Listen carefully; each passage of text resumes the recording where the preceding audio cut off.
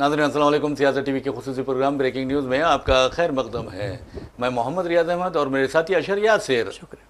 बहरहाल नाज़रीन, जहाँ तक खबरों का सवाल है, आप अच्छी तरह जानते हैं कि किस तरह गजा में दरिंदगी का सिलसिला जारी रखे हुए इसराइल। और आपको ये भी बता दें कि तकरीबन एक हफ्ते के दौरान 1000 से ज़ायद अफराद अपनी ज़िंदगियों से महरूम हो गए, शहीद हो गए, जाम शहादत उन्होंने नोश किया है। तो बहरहाल इस दरिंदगी को रोकने के लिए आलमी सतह पर जो अमली इक़दाम किए जाने थे वो नहीं किए जा रहे हैं। लेकिन अफसोस की बात यह है कि अगर यूक्रेन में कुछ होता है तो अमरीका मुदाखलत करता है। अगर आप देखेंगे कि इसराइल पर ईरान हमला करता है तो ईरान की जौहरी जो तनसीबात है उसको तबाह व बर्बाद करने में कोई कसर बाकी नहीं रखता। लेकिन इसराइल में बच्चे शहीद हो रहे हैं और अमेरिका को उसकी कोई फिक्र नहीं है, बल्कि अमेरिका पूरी तरह इसराइल की तायद व हिमायत कर रहा है। एक खबर यह है और दूसरी खबर हम आप रियासत तेलंगाना की बताते हैं। 28 जुलाई को रियासती काबीना का इजलास मुनक्किद होने वाला था, लेकिन कम से कम 5 रियासती वज़रा दिल्ली में कैंप किए हुए हैं। इस वजह से ये इजलास मुलतवी कर दिया गया है। अब देखना है कि इजलास कब मुनक्किद होता है और इसमें अहम फैसले लिए जाने वाले थे।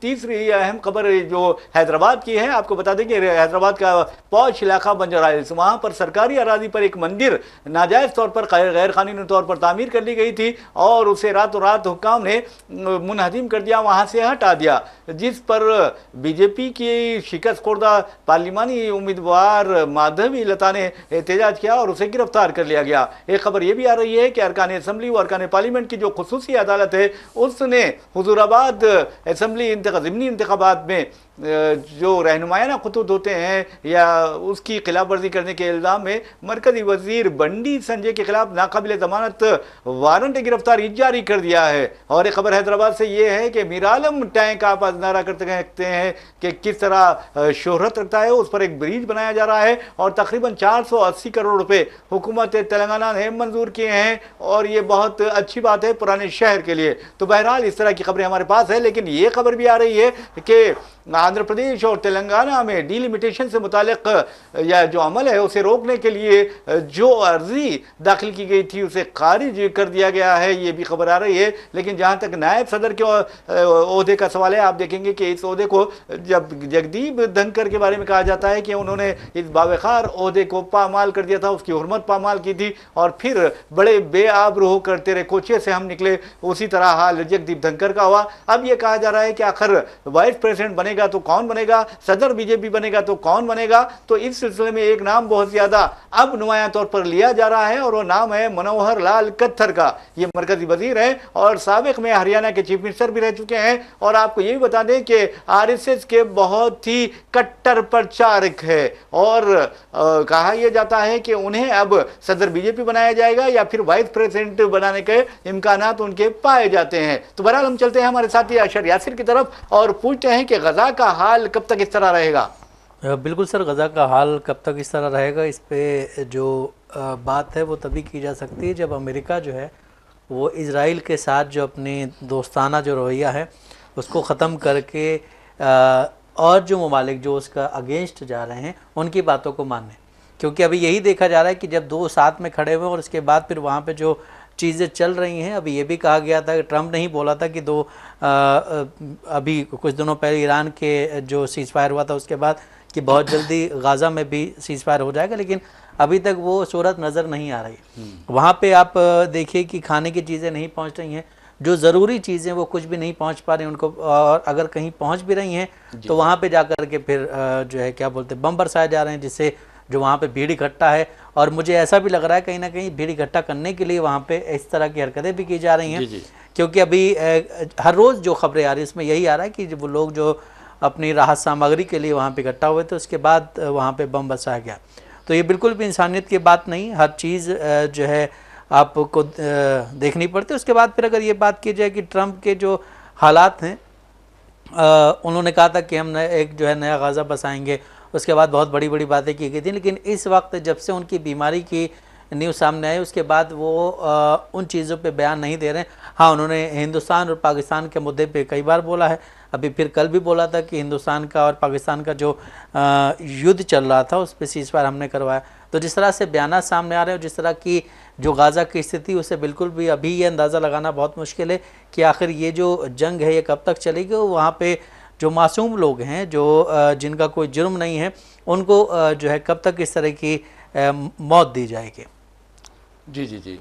तो बहरहाल नाज़रीन, जहाँ तक खबरों का सवाल है, आपको हमने बताया कि किस तरह इसराइल दरिंदगी का मुजाहरा कर रहा है, और ऐसे में आलमी बरदरी को यानी उठ जाना चाहिए, आप खापे गफलत से बेदार हो जाना चाहिए, और अगर नहीं होगी तो फिर समझिए कि ये इंसानियत का कत्ल है। आप अंदाज़ा कीजिए कि किस तरह जो रोटी के लिए वहाँ पहुँच रहे हैं, ग़िज़ाई अशिया के लिए वहाँ पहुँच रहे हैं, खुराक के लिए वहाँ पहुँच रहे हैं, इमदाद हासिल करने के लिए जो बच्चे और बूढ़े वहाँ पर, जवान वहाँ पर पहुँच रहे हैं, इसराइल उन्हें रोटी देने की बजाय उन पर गोलियाँ चला रहे हैं इसराइली फौजी, यहाँ तक कि उन पर बमबारी भी की जा रही है। हद ये है कि अंदाज़ा कीजिए खबरों पर, यानी शोहदा की जो खबरें हैं उन पर भी बमबारी की जा रही है, शहीदों को दोबारा शहीद किया जा रहा है। ये वाक़या मैं समझता हूँ कि मौजूद दुनिया के लिए बहुत बड़ा ताज़ियाने इबरत है। लेकिन जहाँ तक आप हिंदुस्तान की बात करते हैं, तो हिंदुस्तान में फ़िल वक्त ऐसा लगता है कि नायब सदर जमहूरिया और यानी बीजेपी के सदर के ओहदे को लेकर बहुत ज़्यादा यानी सरगर्मियाँ तेज़ हो गई हैं। ऐसे में वज़ीर-ए-आज़म नरेंद्र मोदी के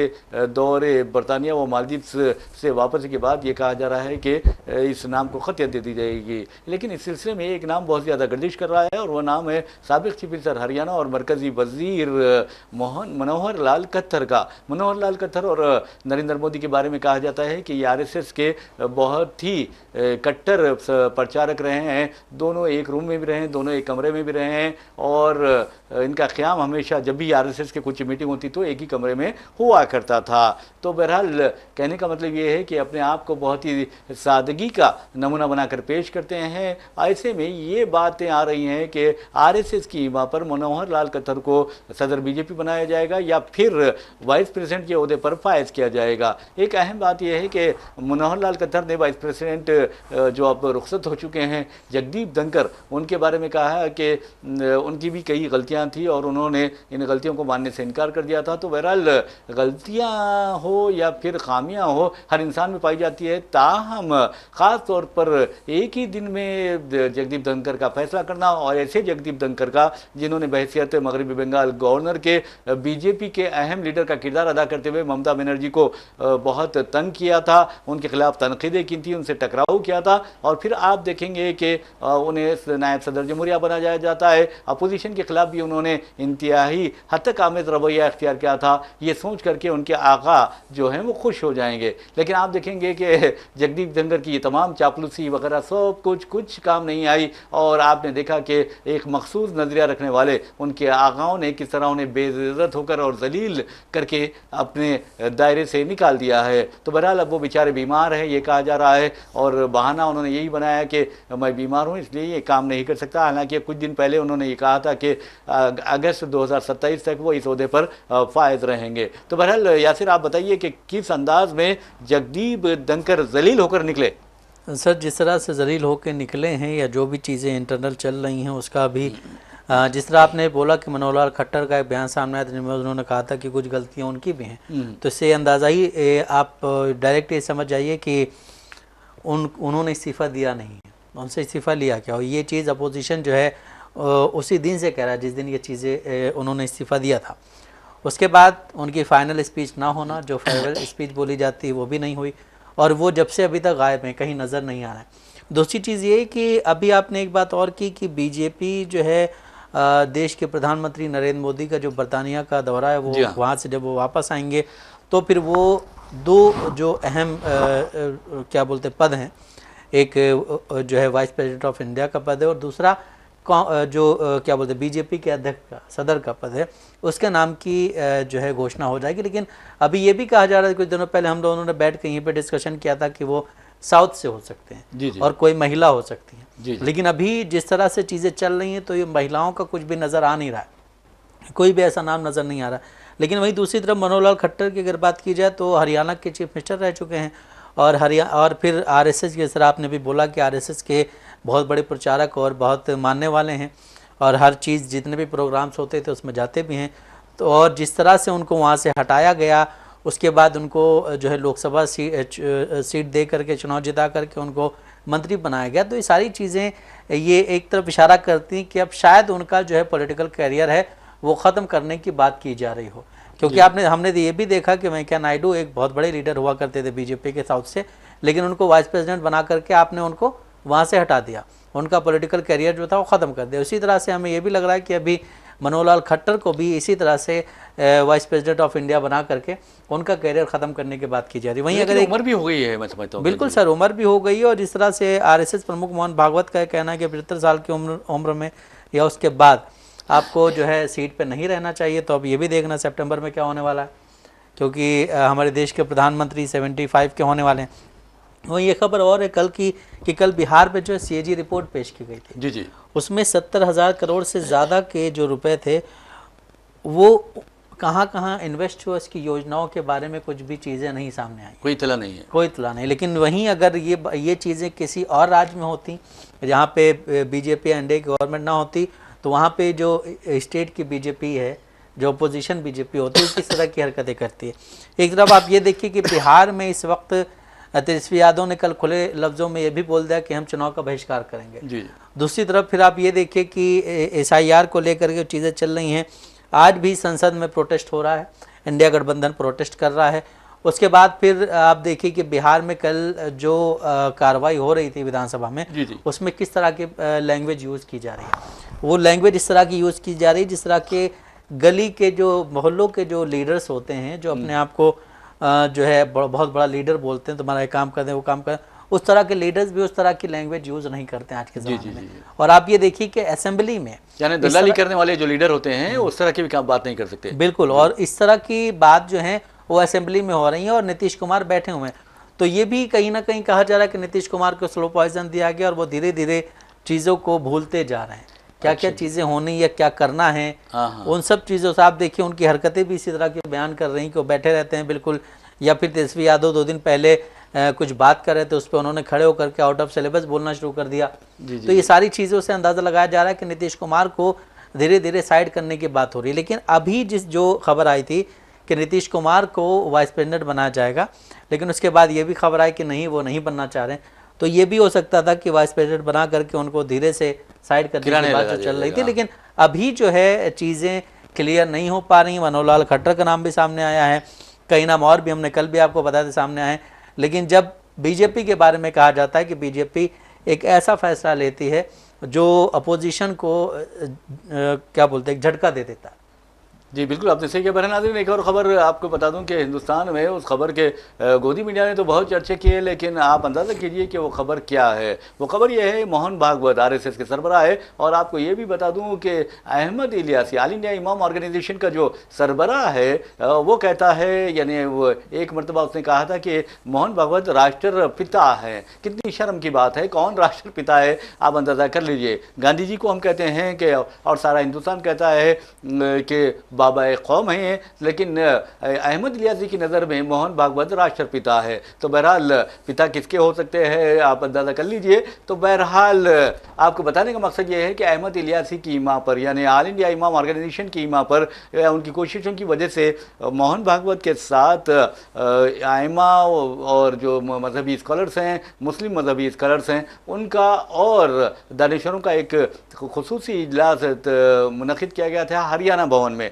वहाँ पर तकरीबन 3 घंटों तक बातचीत होती रही और इन लोगों ने मोहन भागवत से मुख्तलिफ उम्र पर बातचीत की। सवाल ये पैदा होता है क्या इन लोगों ने मोहन भागवत से ये बात भी की है कि मुसलमानों पर जो मुख्तलिफ वाहनों से हमले किए जा रहे हैं उसे रोकने के लिए क्या RSS और वज़ीर-ए-आज़म नरेंद्र मोदी अपना मुंह नहीं खोल सकते? क्या इन लोगों ने ये बात की है कि लव जिहाद के नाम पर मुस्लिम नौजवानों को कत्ल किया जा रहा है, जबकि उसी तरह का वाक़या अगर किसी मुस्लिम लड़की के साथ होता है तो पुलिस के साथ साथ हुकूमत भी उसकी तायद और हिमायत में उतर पड़ती है? तो ऐसा क्यों होता है, ये तासुब क्यों बढ़ता जाता है? और किस तरह जहां बीजेपी ज़ेर इक़्तिदार रियासतें हैं वहां की अदालतों में किस तरह के फैसले आ रहे हैं? क्या RSS सरबराह से ये पूछने की इन नाम नेहाद स्कॉलर्स ने, नाम नेहाद दानिशवरों ने, खुद साख्ता दानिशवरों ने कोशिश की है या हिम्मत की है या जुर्रत की है? ये एक अहम सवाल है। आप अंदाज़ा कीजिए कि कई ऐसे मुकामात पर जहाँ पर पर मुसलमान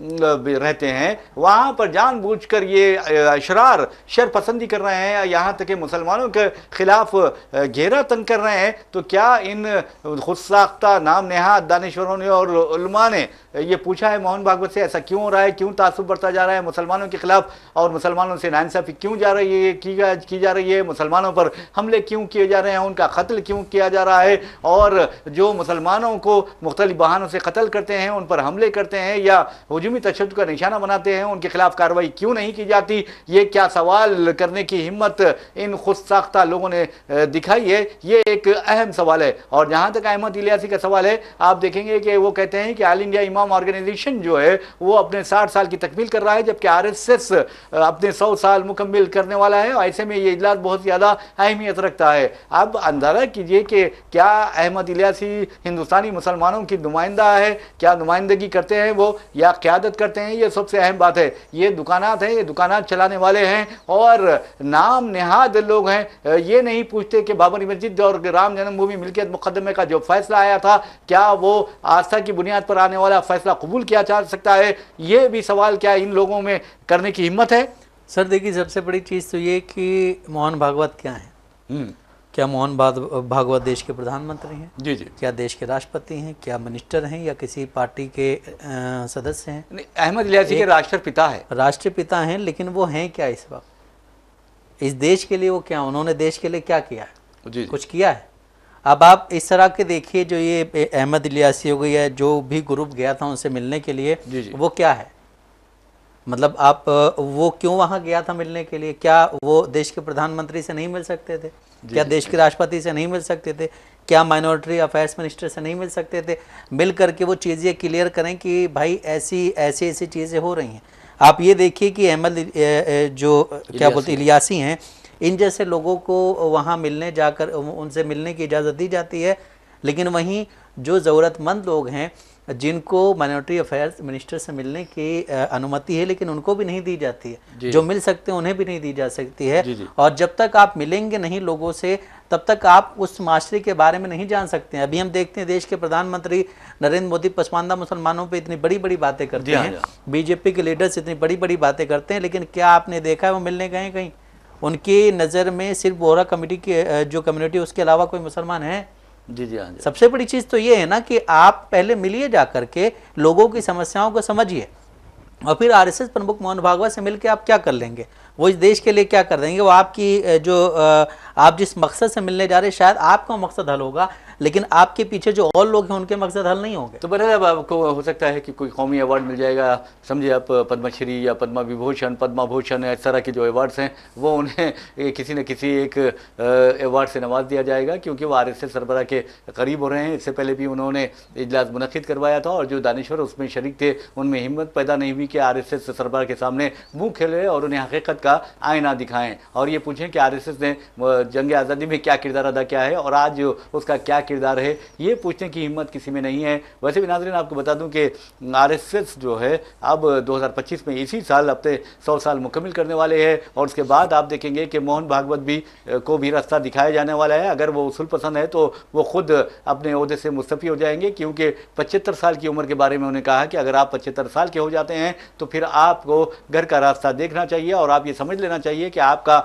जो कैरियर है वो ख़त्म हो गया है। मिसाल के तौर पर 75 साल की उम्र के बारे में मोहन भागवत ने खुद कहा है कि ये इस तरह के जो लीडर हैं जो 75 साल के हो गए हैं, उन्हें अब अपनी जिम्मेदारियों से सबकदोश हो जाना चाहिए। आपको ये बताना ज़रूरी है कि मोहन भागवत खुद 11 सितंबर 2025 को पूरे 75 साल के हो जाएंगे, और उसके बाद आप देखेंगे 11 दिन के बाद फिर मज़ीद 6 दिन के बाद यानी 17 सितंबर 2025 को वज़ीर-ए-आज़म नरेंद्र मोदी भी 75 साल के हो जाएंगे। क्या ये दो बूढ़े अब अपनी जिम्मेदारियों से सबकदोश होंगे? ये एक अहम सवाल है। बिल्कुल सही सर। अभी अगर आप किसी पे कुछ नियम लागू करते हैं तो वो सबसे पहले आप पे लागू होता है जी कि आप क्या करेंगे। तो जिस तरह से मोहन भागवत ने ये बोला था कि आप 75 साल के बाद आपको रिटायर हो जाना चाहिए और आपको अपनी एक नई मतलब दूसरी ज़िंदगी जीना चाहिए। जी।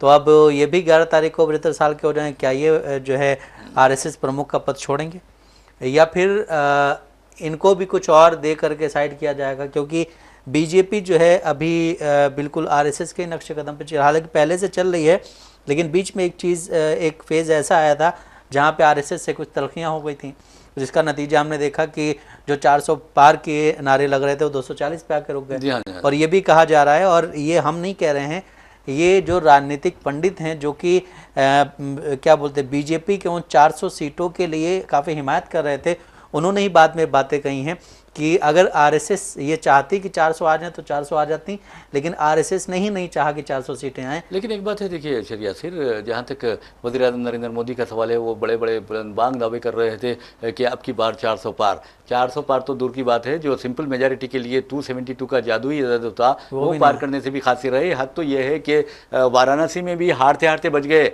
बिल्कुल सही, वाराणसी में अगर चीज़ें और सही होती तो शायद नतीजे कुछ और सामने आ सकते। जी जी जी, वहाँ तो ये कहा गया है अपोजिशन ने कि मोदी को बदनामी करके या हेरा फेरी करके जिताया गया।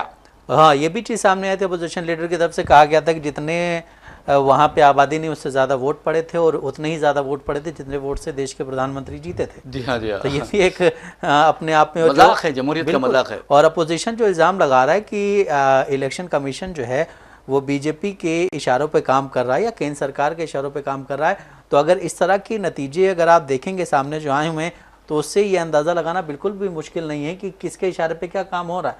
जिस तरह से हम बात कर रहे हैं कि अभी जो देश के हालात चल रहे हैं, SIR के लिए आप देखिए कि संसद में कितना ज़्यादा नुकसान हो रहा है। आप एक बार उस पर बात कर लीजिए, आप बात करेंगे तो और मुद्दे भी हल होंगे, लेकिन आप बात करने को राजी नहीं। अपोजिशन कह रहा है कि हम इसी पे बात करेंगे। किस मुंह से बात करेंगे? बात तो मुंह तो वही रहेगा ना, बात तो उसी से करनी पड़ेगी, लेकिन आपको बात तो करनी है ना। जी जी, लेकिन आप बात नहीं कर रहे हैं। जी जी, आप अंदाजा कीजिए कि जब संसद का इजलास शुरू होने वाला था, मानसून इजलास, उसमें आप इस कदर हंगामा खैज इजलास होने वाला है। मिसाल के तौर पर ऑपरेशन सिंदूर पर आप बात करने से शर्माते हैं, फिर अटैक जो हुआ था, फिर उस पर भी शर्माना बहुत आता है हमारे वज़ीर आज़म को, यानी जाकर फेस नहीं कर सकते अपोजिशन को। तो बहरहाल ये मैं नहीं कह रहा हूँ, अपोजिशन कायदीन कह रहे हैं। जी जी, हाँ, तो कहने का मतलब ये है कि मैं वज़ीर आज़म को शर्माना मैं तो नहीं कह सकता, क्योंकि वज़ीर आज़म है, वो कुछ भी होंगे, लेकिन अपोजिशन कहती है, यहाँ तक कि बेशरम भी कह चुकी है अपोजिशन, तो सरेंडर भी कह चुकी है कि उन्होंने अपने आप को सरेंडर कर दिया है ट्रंप के आगे। तो ये एक अपोजिशन कह सकती है, लेकिन जहाँ तक वज़ीर आज़म नरेंद्र मोदी का सवाल है, उन्हें भी सोचना चाहिए। तो संसद जब शुरू हो रही थी या पार्लियामेंट का इजलास शुरू हो रहा था, उससे कबल उन्होंने 18 मिनट तक मीडिया से बात की, और आपको ये भी बता दूं कि किसी सवाल का जवाब नहीं दिया और सवाल पूछने की इजाज़त भी नहीं थी। तो ये क्या हो रहा है? क्या ये सहाफ़त है, ये जमहूरियत है, क्या है? देश के प्रधानमंत्री नरेंद्र मोदी जब से बने तब से आप ये देखिए कि वो किसी सवाल का जवाब नहीं देते हैं। जी जी, वो संसद में भी सवाल के जवाब नहीं देते हैं, वो संसद में आकर के अपने भाषण देते हैं। जिस तरह हमने देखा इससे पहले जो UPA की सरकार थी, डॉक्टर मनमोहन सिंह जो हैं वो देश के प्रधानमंत्री थे। हमने कई बार इस बात को यहाँ पे भी बोला है कि जब वो कहीं जाते थे या वहाँ से वापस आते थे तो एक प्रेस कॉन्फ्रेंस होती थी। जी हाँ, जी हाँ। कोई भी अगर बड़ी घटना होती थी प्रेस कॉन्फ्रेंस होती थी। इवन वो तैयारी में बात करते थे। बिल्कुल तैयारी में बात करते थे, लेकिन मसला ये है कि यहाँ पे तो कोई भी बात नहीं करता। मतलब आप देखिए पहलगाम अटैक हुआ, उसमें गलती किसकी थी? गृह मंत्रालय की। गृह मंत्री को आगे प्रेस कॉन्फ्रेंस करनी चाहिए थी। माइनॉरिटी अफेयर्स मिनिस्टर आकर के बोल रहे हैं कि हाँ इस पे बात होगी, इस पे जो है हम सर्वदलीय बैठक बुलाएंगे, उसमें देश के प्रधानमंत्री नहीं पहुंचते हैं। अभी देश के प्रधानमंत्री UK गए हैं, वहाँ पे आप देखिए किस तरह से उन्हें लोगों से मिलवाया जा रहा है, चाय की दुकान पे ले जाया जा रहा है उनको, सारी चीज़ें हो रही हैं। तो आप अपने देश में जो है देश की जो चीज़ें बुनियादी चीज़ें हैं उन पे आप बात नहीं कर रहे हैं, और विदेश में जाकर के आप जो है आप मतलब बात क्या कर रहे हैं? वहाँ भी आप भाषण ही दे रहे हैं, वहाँ भी आप स्पीच ही दे रहे हैं। वहाँ पे नहीं कि आपसे कोई, अगर अभी हमने देखा कि जिस तरह से अमेरिका गए हुए थे, डोनाल्ड ट्रंप के साथ प्रेस कॉन्फ्रेंस चल रही थी, उसमें किसी ने एक तीखा सवाल पूछ लिया था तो ये बोला गया है कि हमारे इंटरनल मामले हैं, ये हमारे देश का इंटरनल मामला है, और वो भी आप उस वक्त शक्ल देख सकते थे क्या थी। जी, आपने बिल्कुल सही कहा है। बहरहाल नाज़रीन, अब ऐसा लगता है कि आलमी सतह पर इसराइल एक वो तनहा हो रहा है, क्योंकि बरतानिया के खुद सब मौजूदा और साबिक 50 अरकान पार्लियामेंट ने या ऐवान नुमाइंदगान के जो अरकान हैं, हाउस ऑफ लॉर्ड्स के जो अरकान हैं, उन्होंने एक ख़त लिखा है वज़ीर आज़म बरतानिया को कि इसराइल के ख़िलाफ़ कार्रवाई का तो उन्होंने बात नहीं की, लेकिन कहा कि फ़लस्तीन रियासत को तस्लीम कर लें, ये इसराइल के लिए सज़ा होगी। और इसराइल जिस तरह के काम कर रहा है, उसने इंसानियत को तबाह बर्बाद करने के तमाम हदूद पार कर लिए हैं। कम अज़ कम अब ये लोग जिन्होंने इसराइल का क़याम अमल में लाया था, वो खुद अब उठ खड़े हुए हैं इसराइल के ख़िलाफ़। यह एक अच्छी बात है, एक अच्छी अलामत है, अच्छी निशानी है। लेकिन लेकिन सवाल ये पैदा होता है कि आखिर अमेरिका और बरतानिया क्यों इसराइल की तायद कर रहे हैं। असल में आप देखा जाए तो ये तमाम के तमाम जो कुदरती वसाइल है और अरबों को डराने की जो कोशिशें हैं और डरा कर हथियार फरोख्त करना और उनसे सरमाया कारी ज़बरदस्ती वसूल करना, इस वजह से ये हो रहा है। यही वजह है कि अरबों के कल्ब में इसराइल नामी खंजर घोंपा गया है और जब तक इसराइल है, यकीन मानिए ना सिर्फ मशरिक़ वस्ता बल्कि तमाम दुनिया में दहशतगर्दी का बोलबाला होते रहेगा, दहशतगर्दी के वाक़यात पेश आते रहेंगे और इंतहा पसंदी अपने नुक़्ते उरूज को पहुँच जाएगी। और आप ये भी अंदाज़ा कीजिए कि जिस अंदाज में दहशतगर्दी का इर्तिकाब अमेरिका ने किया, उस तरह का इर्तिकाब अब इसराइल भी कर रहा है। तो बहरहाल नाज़रीन, इसी के साथ हम अपना प्रोग्राम ब्रेकिंग न्यूज़ इख्तिताम को पहुंचाते हैं। अपने मेज़बान मोहम्मद रियाज अहमद और मेरे साथी अशर यासिर को इजाज़त दीजिए। इंशाल्लाह फिर मुलाकात होगी, फिर बात होगी। तब तक के लिए अल्लाह हाफ़िज़।